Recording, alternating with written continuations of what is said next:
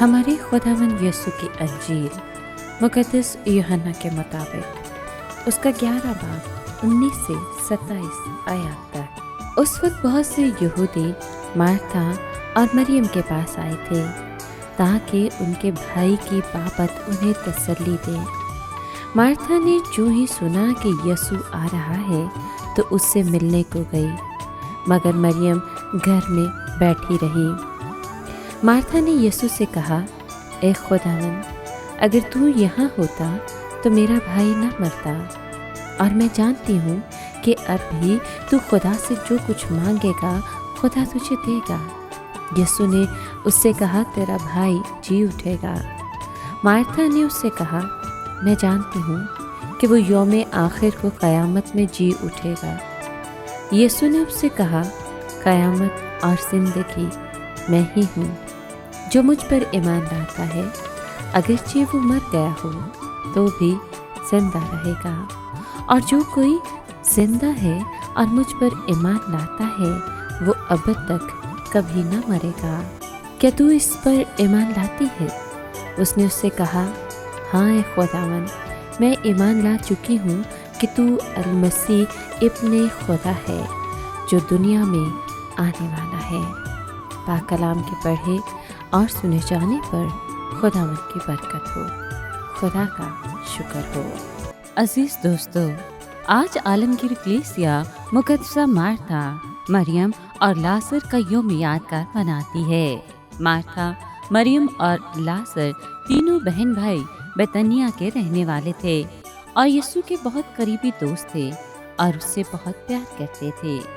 اور یوحنا انجیل نویس اپنی انجیل میں لکھتا ہے، اور یسوع مارتھا اور اس کی بہن اور لازر کو پیار کرتا تھا۔ تینوں بہن بھائی دل و جان سے خداوند کی خدمت کرتے تھے۔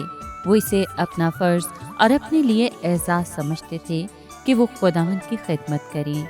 خداوند نے پیار کے ساتھ ان کی خدمت کو قبول کیا۔ البتہ اس نے مارتھا سے یہ ضرور کہا کہ مارتھا، اے مارتھا، تو بہت سی باتوں کے فکر و تردد میں ہے، مگر ایک ہی بات درکار ہے۔ پس مریم نے اچھا حصہ چن لیا ہے جو اس سے چھینا نہ جائے گا۔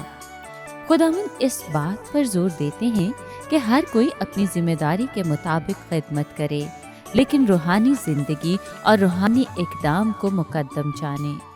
خداوند کی آواز کو سننا بے حد اہم ہے۔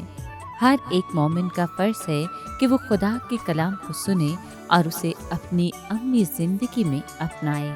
مارتھا پیاسی اور محنت اور مشقت کی اقدار سے مالا مال تھی۔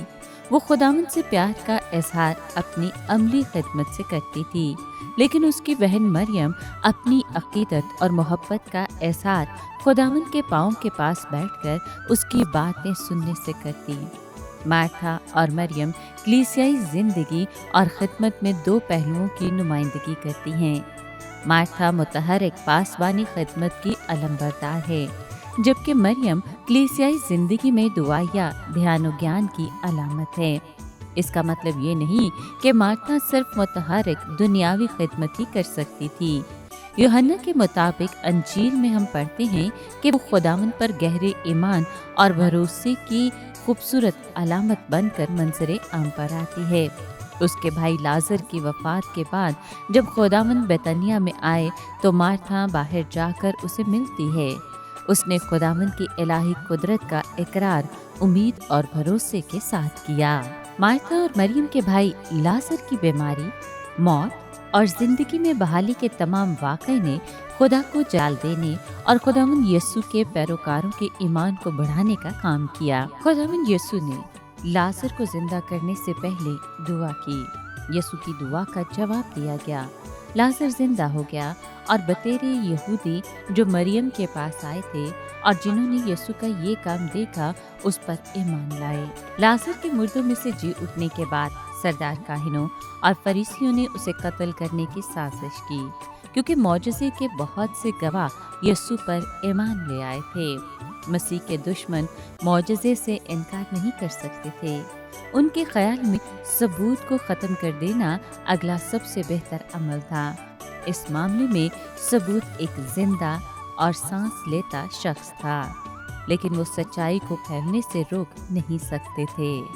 آئیے آج ہم عہد کریں کہ ہم خاندانی اور کلیسیائی زندگی میں جوش و جذبے کے ساتھ خدمت سر انجام دیں گے اور دعائیا دھیان و گیان، حمد و ثنا اور پرستش سے خداوند سے اپنے پیار اور محبت کا اظہار کرتے رہیں گے۔